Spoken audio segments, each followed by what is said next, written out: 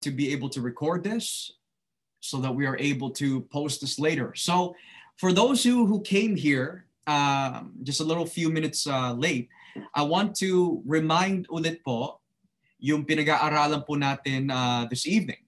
And yung pag-aaralan po natin has a lot to do with Bible prophecy. And yung Bible prophecy topic na ating pag-aaralan po is known as the second coming of Christ. Dahil nga po sa mga nakikita po natin sa ating mundo, pasama na pasama ang ating mundo po. And as well, talagang nagkakaroon po ng kaguluhan, we could say. Even people are panicking. Marami nag-aalala, marami natatakot, at marami na rin po na nag-iisip kung bakit nangyayari yung mga bagay na nangyayari po ngayon. So the question is, what does this have to do with the second coming of Christ? Tulad po na napag-aralan po natin noong linggo, kaya nangyayari yung mga bagay po na ito is to pretty much prepare us for the great tribulation that is to come. Secondly, hindi lamang to prepare us for the great tribulation, but most importantly, to prepare us sa second coming of Jesus Christ.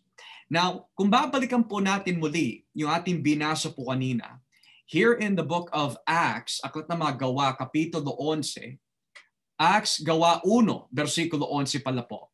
Gawa 1, versikulo 11. At nagsabi, kayong mga taga-Galilea, bakit nakatayo pa kayo rito at nakatingala sa langit? Si Jesus na iyong nakita na dinala pa itaas ay babalik dito sa mundo. At kung paano siya pumaitaas, ganyan din ang kanyang pagbalik. Now, ang rason kung bakit sinabi ng mga anghel po na ito sa mga alagad ni Kristo is because nagtataka yung mga alagad kung bakit nawala bigla si Kristo. At sabi nga po ng Biblia, nakatingala po sila sa langit. Ngunit sabi po ng mga anghel na itong Jesus na iyong nakita na dinala pa itaas ay babalik dito sa mundo. At kung paano siya pumaitaas, ganyan din ang kanyang pagbalik. Now, the question might be, I understand that Christ is coming back the second time. Pero another question might be, bakit po siya babalik again for the second time? Well, ang masasabi po natin dito, based on the teachings of the Bible, maraming effect at rason kung bakit babalik po si Kristo for the second time. Number one, kung babasahin po natin dito sa aklat ng Hebreo, Kapitulo 9, here in the book of Hebrews, chapter 9, dito po tayo sa aklat ng Hebreo. Dito po tayo in Hebrews, chapter 9, Hebreo 9, 28, dito po tayo sa Hebreo 9:28. Ito po sinasabi, verse 28 of Hebrews 9. Ganon din naman, minsan lang namatay si Kristo nang inihandog niya ang kanyang sarili para alisin ang kasalanan ng mga tao. At muli siyang babalik dito sa mundo. Hindi na para akuin muli ang kasalanan ng mga tao, kundi para iligtas ang mga taong naghihintay sa Kanya. Amen? So here in verse 28, kita po natin yung first reason ng Kanyang coming, and nakikita din po natin in verse 28 ang ikalawang rason kung bakit po siya babalik muli. Basahin po natin muli. Sabi po ng Biblia, minsan lang namatay si Kristo nang inihandog niya ang kanyang sarili para alisin ang kasalanan ng mga tao. So that was the reason for his first coming. He came the first time para alisin ang kasalanan ng mga tao. At sino po yung mga tao na yan? Ang lahat ng sasampalataya kay Kristo. And then sabi po ng Biblia, patuloy po basa, at muli siyang babalik dito sa mundo. So what is the reason kung bakit po siya babalik muli? Ang sabi po ng Biblia, hindi para akuing muli ang kasalanan ng mga tao. So he's not coming back the second time to take away sin or to die for sin. But rather, kundi para iligtas ang mga taong naghihintay sa Kanya. Amen? So, napakalinaw. In verse 28 alone, kitang-kita po natin mga kapatid, the first reason kung bakit babalik na parito si Kristo was to die on the cross for sinners. Pero in His second coming, at the second coming of Christ, hindi po siya mamamatay on the cross, but rather, sabi ng Biblia, kundi para iligtas ang mga taong naghihintay sa Kanya. So, the question might be, sino po ba yung mga tao na naghihintay po sa Kanya? Well, most likely, ang unang binabanggit po dito mga kapatid are those who have a relationship with Christ. Number one, alam ng mga Hudyo na babalik, or we could say, darating ang kanilang Mesiyas. At pag siya ay bumalik, we could say, or if He comes back, ang paniniwala po ng mga Hudyo, when their Messiah comes back, He is going to establish a righteous kingdom that will last forever. Dahil yun po ang pangako ng Diyos sa aklat ng Daniel. Matter of fact, kung ating po pubuksan, dito po sa aklat ng Daniel, here in the book of Daniel, basahin naman po natin sa wikang English to make things more clear. Dito po tayo sa aklat ng Daniel, Kapitulo 7, simulan po natin ang basa dito po sa talatang 11 or 13, verse 13 pala po. Daniel 7, versikulo 13. Ito po sinasabi sa wikang Tagalog. Ang sabi po dito, or sa wikang English, I kept looking in the night visions, and behold, with the clouds of heaven, one like a son of man. Si Kristo ho yan. One like a son of man was coming, and He came up to the Ancient of Days, referring to the Father, and was presented before Him. And to Him, ito po ay tumutukoy kay Kristo, and to Him was given dominion, glory, and a kingdom, that all the peoples, nations, and men of every language might serve Him. His dominion is an everlasting dominion which will not pass away, and His kingdom is one which will not be destroyed. Amen? So, malinaw na tinuturo po ng Biblia sa aklat ng Daniel 7:13 hanggang 14 na itong darating na Mesiyas na dumating na nga po 2,000 years ago, ngunit hindi tinanggap ng mga Hudyo na si Jesus ang Mesiyas. Nevertheless, ang kanilang paniniwala was, pag dumating ang Mesiyas, He is going to establish a kingdom dito po sa mundo that is going to reign forever. And Jerusalem or Israel one day will be the capital of the world. Sila ang gagamitin ng Diyos bilang isang bayan na talagang pagpapalain po ang buong mundo. But the problem po sa kanilang paniniwala at pananaw when it came to prophecy, ang hindi po nila matanggap was that dumating si Jesus, who was the Messiah, ngunit instead of na ma-establish ni Kristo yung righteous kingdom, na ipako po siya sa cross.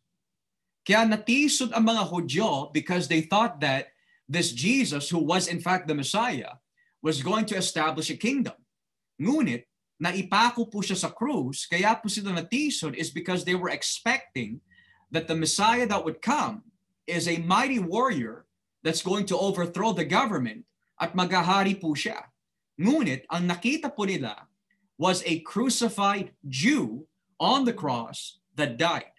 Pero hindi po nila naunawaan na ang unang pagpunta ni Jesus po dito sa mundo was not to establish a righteous kingdom, but rather para mamatay po siya sa mga makasalanan na tao. At kung sino po ang sasampalataya kay Jesus ay magkakaroon po ng buhay na walang hanggan. And then, kung sino man ang nanalig sa Diyos, we could say, nanampalataya kay Kristo, yun ang bibigyan ng access na maghari kasama ni Jesus at His kingdom. Pero hindi naunawa ng mga Hudyo po yun. So, ang sabi po ng Biblia, kung babasahin po natin dito, sa unang Korinto, 1 Corinthians, chapter 1, dito po tayo sa unang Korinto, kapitulo 1, simulan po natin ang basa dito po sa talatang 23. So how could we prove, mga kapatid, na natisod ang mga Hudyo because akala nila na itong Jesus, who was the Messiah, ay maghahari, ngunit naipako siya, therefore sila ay natisod. Well, dito po tayo in verse 23 of unang Korinto Kapitulo 1. Basahin po natin.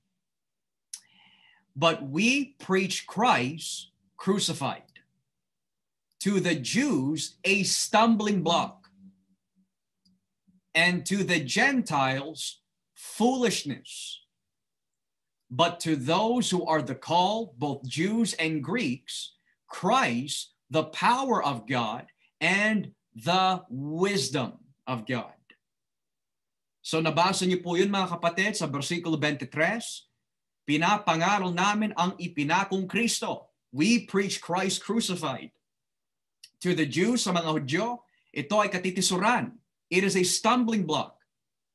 Now the question might be, bakit po katitisuran sa mga Hudyo ang pinakong Kristo? Again, just to repeat, is because ang kanilang paniniwala is that pag dumating ang Mesiyas, maghahari ho siya, aalisin po niya ang mga umaalipin, we could say, sa Israel.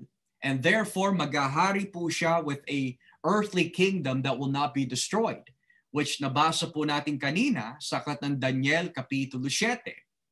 So ito po ay stumbling block po sa kanila because instead of seeing a mighty Savior, they ended up seeing a weak Messiah.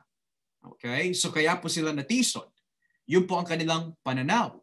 And then nabanggit nga po dito, sa mga hentil, ito ay kamangmangan. It is foolishness to the Gentiles.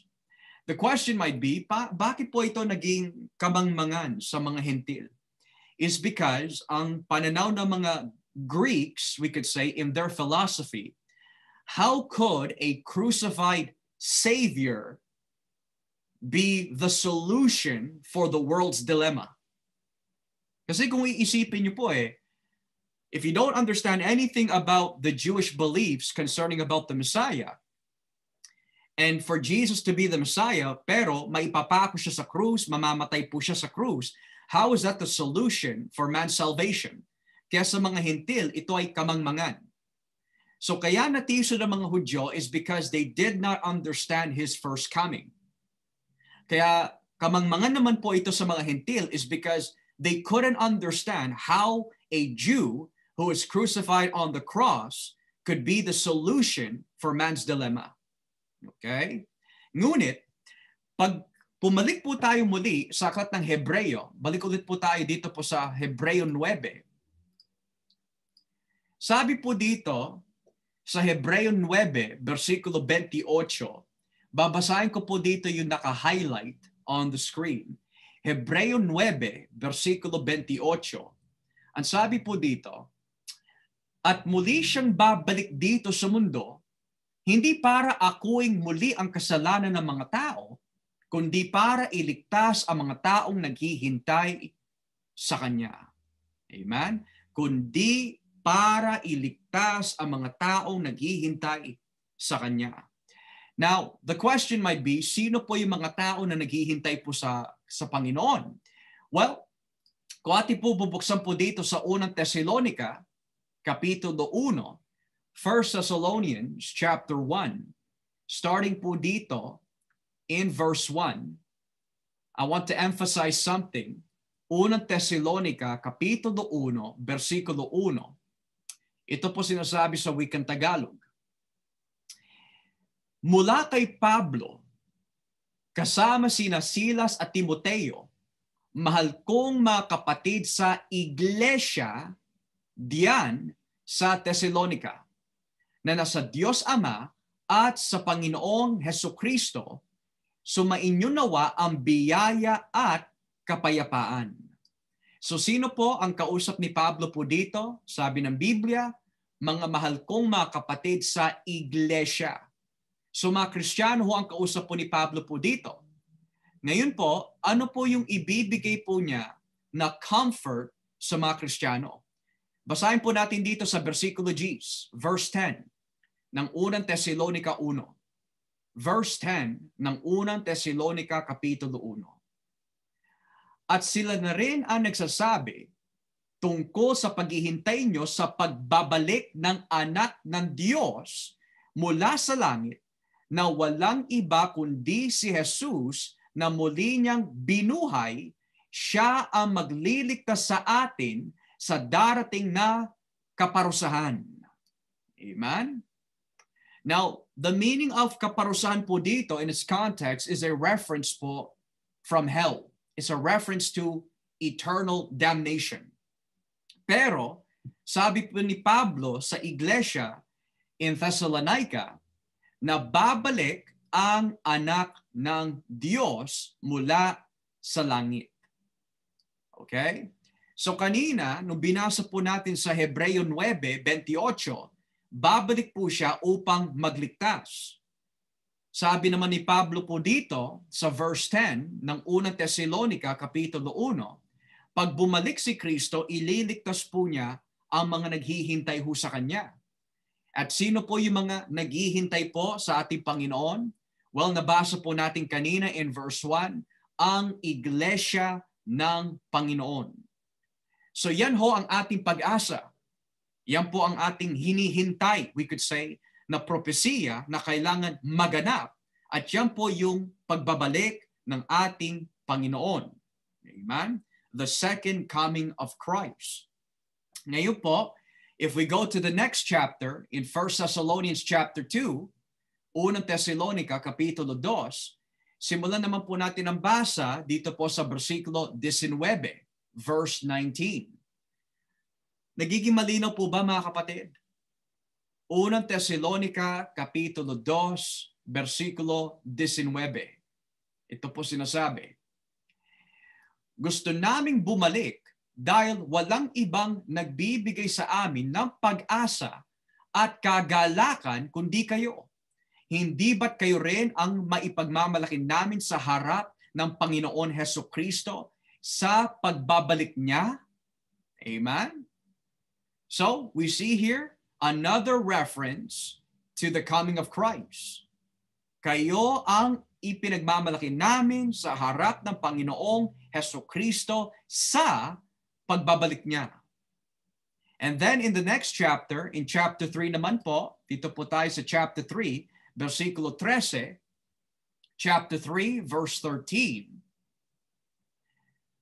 At dahil dito, magiging malakas ang loob nyo at magiging banal at walang kapintasan ang iyong buhay sa harapan ng ating Diyos Ama sa araw ng pagbabalik ng ating Panginoon Jesus kasama ang mga pinili niya.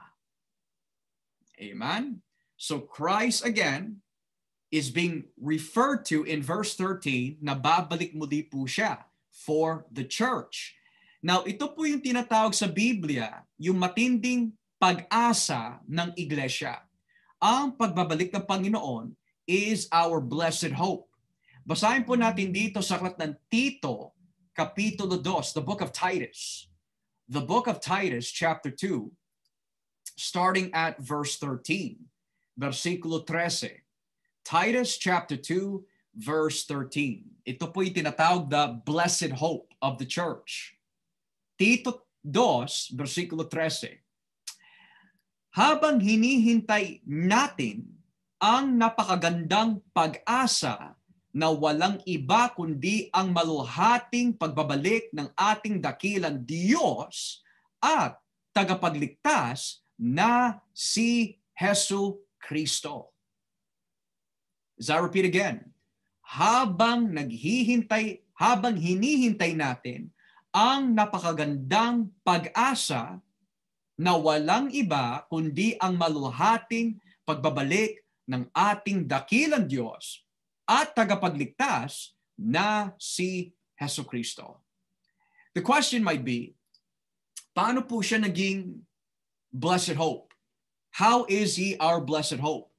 Well, He is our blessed hope, mga kapatid, is because in a world full of suffering, in a world where mararanasan po natin lahat ang Great Tribulation, at His second coming, pag siya ang naghari dito sa mundo sa kanyang ikalawang pagbabalik, Ang sabi ng Biblia, He is going to punish evildoers. Kasi para magkaroon po ng Great Tribulation, syempre may ipapahintulot ang Diyos mga masasamang tao. At kasama dito po si Satanas, kasama din po dito ang mga tao na gagamitin ni Satanas para usigin ang mga Kristiyano. Pero when Christ comes back, ang sabi ng Biblia, siya ang hinihintay natin na napakagandang pag-asa na walang iba kundi ang maluhating pagbabalik ng ating dakilang Diyos at tagapagligtas na si Jesucristo. Kaya po siya tinawag na Blessed Hope. He is our hope for the evil that is against us. Siya ang pag-asa po natin for our safety and salvation to get out or to get through the Great Tribulation. Kasi nga po, we're going to go through this Great Tribulation. Ngunit sa pagbabalik ng ating Panginoon, He is going to punish those na umusig po sa atin. Now, another question might be, ano po yung paniniwala ng mga Hudyo when Christ comes back the second time? Kasi nabanggit ko po kanina, when Christ comes back, He will punish evildoers. It's not only going to be a time of salvation para sa iglesia, but it will be a time of judgment sa mga gumagawa ng kasamaan. Paano po natin mapapatunayan po yan? That at the second coming of Christ, magkakaroon po ng judgment towards evildoers. Well, basahin po natin dito sa aklat ng Joel, chapter 1. Dito po tayo in the book of Joel, chapter 1, starting at verse 15, so wikang English. Joel, chapter 1, verse 15. Alas, for the day of the Lord is near, and it will come as destruction from the Almighty. As I repeat again, alas, for the day of the Lord is near, and it will come as destruction from the Almighty. Now, bago po natin basahin yung mga ibang chapters na gusto ko po ipakita po sa inyo, tandaan po natin mga kapatid, if you look back into the screen, ang paniniwala ng mga Hudyo sa mga propesiya sa dumatipan, the second coming of Christ, also known as the coming of the Messiah, is known to the Jews as the day of the Lord. So tandaan po natin yan. Ang paniniwala ng mga Hudyo pagdating sa mga propesiya in the Old Testament concerning po about Jesus, when He comes back the second time, or when He comes back in prophecy, this is known to the Jews as the day of the Lord. Now dito po tayo sa aklat ng Isaiah chapter 2. Isaiah chapter 2, starting at verse 12. How do we know that God or Christ is going to punish evildoers sa kanyang second coming? Isaiah chapter 2, verse 12. Look at this. For the Lord of hosts will have a day of reckoning against everyone who is proud and lofty, and against everyone who is lifted up, that he may be abased. So kita po natin, sa kanyang pagbabalik, at sabi ng Biblia, for the Lord of hosts will have a day of reckoning. So a day of judgment po yan. Against everyone who is proud and lofty, against everyone who is lifted up. So yung mga masasamang tao during the time of Great Tribulation, na gagamitin po ni Satanas, na pinahintulot po ng Diyos na gamitin ho sila, sila ang ipapunish po ng ating Panginoon at His second coming. Then the Bible also teaches us, dito po sa aklat ng Joel chapter 2, dito po in verse 1, Joel chapter 2, starting at verse 1, ito po sinasabi, blow a trumpet in Zion, and sound an alarm on my holy mountain. Let all the inhabitants of the land tremble, for the day of the Lord is coming. Ang araw ng Panginoon, for the day of the Lord is coming. Surely it is near. A day of darkness and gloom. A day of clouds and thick darkness. As the dawn is spread over the mountains, so is there a great and mighty people.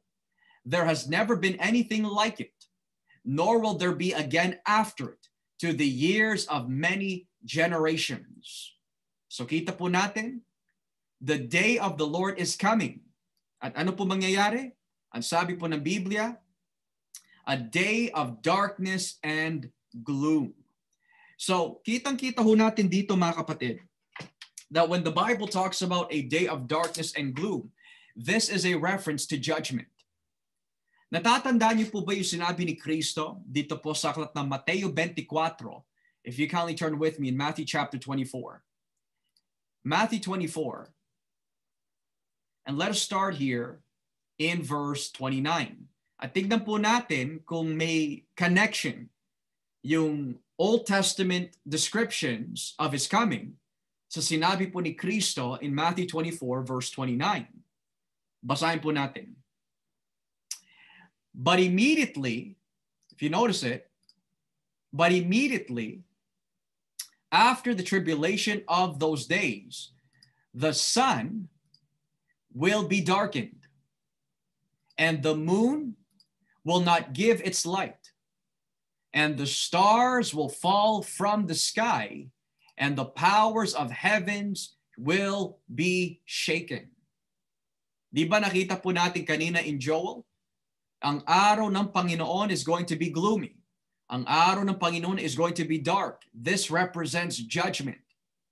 Then sabi po ni Kristo in verse 29, after the tribulation, the sun will be darkened, and the moon will not give its light, and the stars will fall from the sky, and the powers of the heavens will be shaken. Verse 30, and then the sign of the Son of Man. Di ba yung Son of Man, binasa po natin yan kanina in Daniel 7? Yan po yun. Then the sign of the Son of Man will appear in the sky, and then all the tribes of the earth will mourn, and they will see the Son of Man coming on the clouds of the sky with power and great glory. Amen? So, we see, mga kapatid, napakalinaw that at the second coming of Christ, hindi lamang po niya ililigtas ang mga naghihintay po sa Kanya. Ngunit sinasabi din po ng Biblia, at His second coming, it's going to be a day of reckoning, a day of judgment. Hahatulan po ng Diyos ang Antikristo, hahatulan po ng Diyos ang mga masasamang tao sa mundo. And at His second coming, talagang lilinisin po niya ang world through means of righteousness. Kung ating po bubuksan po dito in the book of Zephaniah, Zephaniah chapter 1, dito po tayo in Zephaniah chapter 1, starting at verse 14.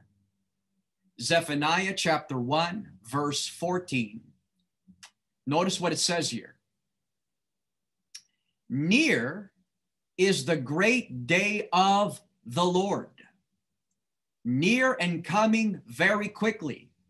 Listen, the day of the Lord, in it, the warrior cries out bitterly. A day of wrath is that day. A day of trouble and distress.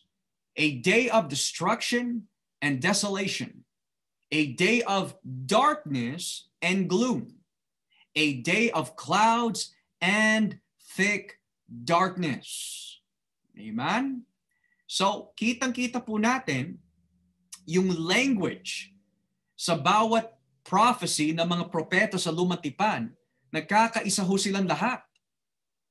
The day of the Lord, it will be a day of judgment. The day of the Lord will be a day of desolation. The day of the Lord, which is referring to the second coming of Christ, it's going to be a day of disaster sa mga gumagawa na masama. Ngunit para po sa atin, na naghihintay po sa Diyos, it will be a day of rejoicing. Because at the second coming of Christ, it's going to be rejoicing for us, pero it's going to be disaster and destruction sa mga kumalaban sa Diyos. Kaya this is very interesting. Maaring nabasa po ninyo ito dati. Ngayon, I want to bring it back to you para maunawaan po natin ang koneksyon sa kanyang ikalawang pagbabalik. Dito po tayo in Matthew chapter 25. Maaring nabasa niyo po ito, pero this is going to make a lot more sense now when we read it again. Mateo 25. Okay? Matthew chapter 25. At simulan po natin dito in verse 31. So what's going to happen at His second coming is the question. Matthew 25 verse 31. Ito po sinasabi. Ang sabi po dito, but when the Son of Man comes in His glory, and all the angels with Him, then He will sit on His glorious throne.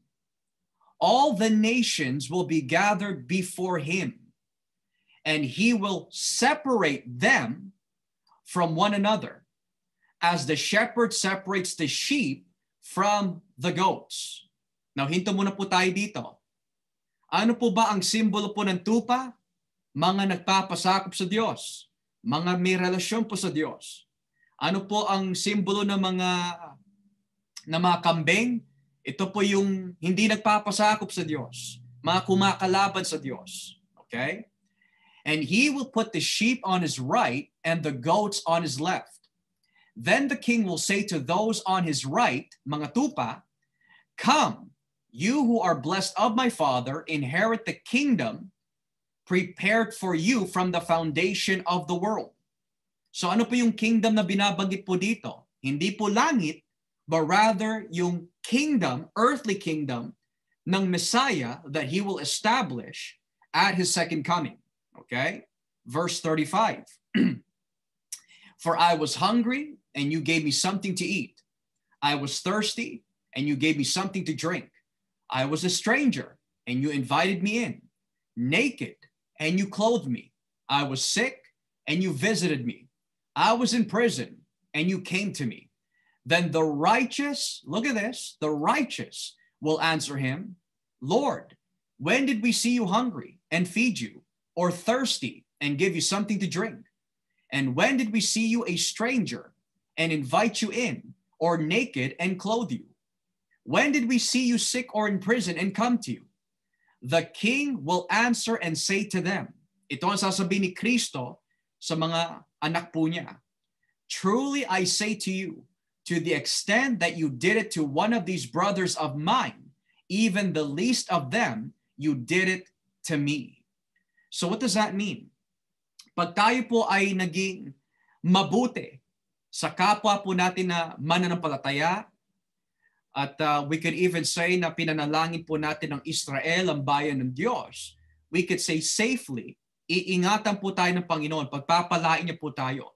If we do good sa ating mga kapatid sa pananampalataya, pinanalangin po natin sila, we prayed for them, we encourage them, naging mabuti po tayo sa ating mga kapatid sa pananampalataya.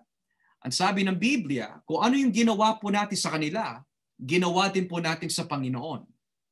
Then it says in verse 44, dito po sa, actually 44, sorry, verse 41, basahin po natin.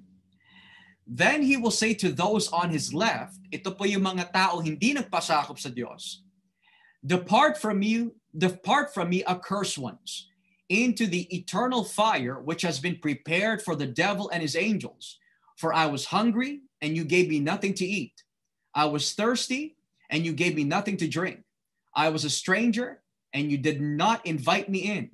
Naked, and you did not clothe me. Sick, and in prison, and you did not visit me. Then they themselves also will answer the Lord, Lord, when did we see you hungry, or thirsty, or stranger, or naked, or sick, or in prison, and did not take care of you? Then He will answer them, truly I say to you, to the extent that you did not do it to one of the least of these, you did not do it to me. These will go away into eternal punishment, but the righteous into eternal life. So, if you look at it, mga kapatid, sa second coming of Christ, pag siya ay bumalik the second time, ang sabi po ng Biblia, yung mga naging tapat po sa Kanya, yung mga naging faithful po sa Kanya, which the Bible calls this yung mga sheep, mga tupa. So yung mga Kristiyano na naging tapat, yung mga Kristiyano that endured until the very end, sila yung tinuring ni Kristo in Matthew 25, yung mga tupa. Pero yung mga kambing, yan yung mga umusig sa iglesia. Yan yung mga gumawa ng masama laban sa mga anak ng Diyos during the Great Tribulation. Kaya at the second coming of Christ, hahatulan po ng Diyos yung mga kumalaban sa kanyang mga anak, yung mga pumatay sa kanyang mga anak, yung mga umusig sa iglesia during the second coming of Christ. Amen? Now, the question might be, when will the second coming of Christ take place? Will it take place after a long time? Will it take place at a certain hour or day? Well, sabi po ng Biblia po dito, kung ating po babalikan, dito po tayo in the book of 1 Thessalonians. Dito po tayo sa unang Thessalonica, Kapitulo 5, verse 1. Unang Thessalonica, Kapitulo 5, versikulo 1. In verse 1 of 1 Thessalonians chapter 5, sa wikang English, now as to the times and the epochs, referring to seasons, brethren, you have no need of anything to be written to you, for you yourselves know full well that the day of the Lord will come just like a thief in the night. So darating ang Panginoon na parang isang magnanakaw, ang sabi ng Biblia. Verse 3, while they are saying, ito po yung mga masasamang tao, peace and safety, then destruction will come upon them suddenly, like labor pains upon a woman with child, and they will not escape. So yung mga gumawa ng masama sa mga anak ng Diyos, sa araw ng Panginoon, at the second coming, hahatulan po ng Diyos ang mga tao na yan. Kaya sabi ng Biblia, akala ng mga masasamang tao in the Great Tribulation, peace and safety. But destruction will come upon them suddenly, like labor pains upon a woman with child, and they will not escape. Now, sabi ng Biblia, the second coming of Christ, the Lord will come like a thief in the night. Now, ganun din po ang sinasabi dito sa aklat ng Ikalawang Pedro. Ikalawang Pedro, Kapitulo 3, 2 Peter, chapter 3, starting at verse 10. 2 Peter, chapter 3, verse 10. Basahin po natin. But the day of the Lord will come like a thief, in which the heavens will pass away with a roar, and the elements will be destroyed with intense heat, and the earth and its works will be burnt up. Since all these things are to be destroyed in this way, what sort of people ought you to be in holy conduct and godliness? Now, if we skip all the way to verse 13, but according to his promise, we are looking for a new heavens and a new earth in which righteousness dwells. Amen? So kita po natin, at the second coming of Christ, magkakaroon po ng judgment, and after dinestroy ng ating Panginoon, we could say, yung mga ibang rebels, according to Bible prophecy, sabi nga po ng Biblia that si Satanas ay ikukulong po for 1,000 years, whether this is symbolic or literal. That's depending on the interpretation of any theologian. But nevertheless, ikukulong po si Satanas for 1,000 years. At pagkatapos po siya ipakawalan, sabi ng Biblia, mandadaya po siya ng sobrang daming tao, and this is called the final battle against evil and good. At yung mga tao na dinaya po niya, according to Revelation chapter 20, in Revelation chapter 20, after na dinaya ni Satanas ang libo-libong tao, he's going to encourage them na kalabanin po ang Panginoon and the saints for one last time. Pero sabi ng Biblia, magpapababa ang Diyos ng apoy at susunugin po ng Diyos si Satanas at pati rin ang mga tao na nagpasako kay Satanas upang labanin ang ating Panginoon. Kaya sabi po ng Biblia, as we read it again, sabi po ng Biblia, but the day of the Lord will come like a thief, in which the heavens will pass away with a roar, and the elements will be destroyed with intense heat. And the earth and its works will be burned up. Di ba yan po mangyayari when Satan deceives and fights against God's people? Sabi nga po dito in Revelation chapter 20, just to read it to you, para mapatunayan po natin, that's exactly what the Bible's teaching. In Revelation chapter 20, verse 7, when the 1,000 years are completed, Satan will be released from his prison and will come out to deceive the nations which are in the four corners of the earth, Gog and Magog. So some believe this is North Syria or north of Russia. Others believe this is south of the Middle East. To gather them together for the war. The number of them is like the sand of the seashore. And they came up on the broad plain of the earth and surrounded the camp of the saints and the beloved city, referring to Jerusalem. And fire came down from heaven and devoured them. So kailan po mangyayari yan? When Christ comes back and Satan is bound for 1,000 years, and after Satan is released, ang sabi ng Biblia, mandadaya po siya at may nais po siya na kalabanin po ang Diyos one last time, pero hindi po siya magwawagi dahil susunugin po sila ng Diyos. And fire came down from heaven and devoured them.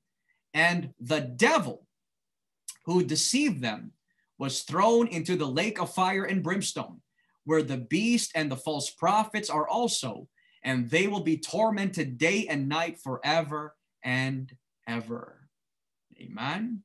So, to be honest mga kapatid, napakalinaw na talaga tinuturo ng Biblia that after the tribulation, darating po ang Panginoon.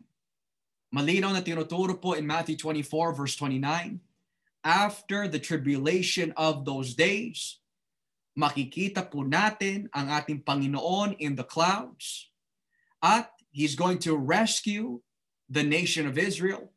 He's going to rescue the saints of God that has endured until the very end. And one of the most beautiful things na matututunan po natin sa second coming of Christ, hindi lamang po niya ililigtas ang Israel. Pero if you come to think about it mga kapatid, for the thousands of years na hindi pa nagsisisi ang nation of Israel at hindi nagbabalik loob sa Diyos for those many thousands of years, at the second coming of Christ, sabi ng Biblia, magsisisi na ang nation of Israel at tatanggapin po nila ang kanilang Mesiyas that they rejected 2,000 years ago. Pero at the second coming of Christ, they will receive the Lord. At dito na po tayo magtatapos. Basahin po natin dito sa aklat ng Zechariah chapter 12. Zechariah chapter 12. Okay? Zechariah chapter 12. At simulan po natin ang basa dito po sa versikulo G. Zechariah chapter 12, verse 10. Mga kapatid, if you have any questions, please do not be hesitant to ask them after the teaching. Kung merong mga bagay na hindi po nagiging malinaw.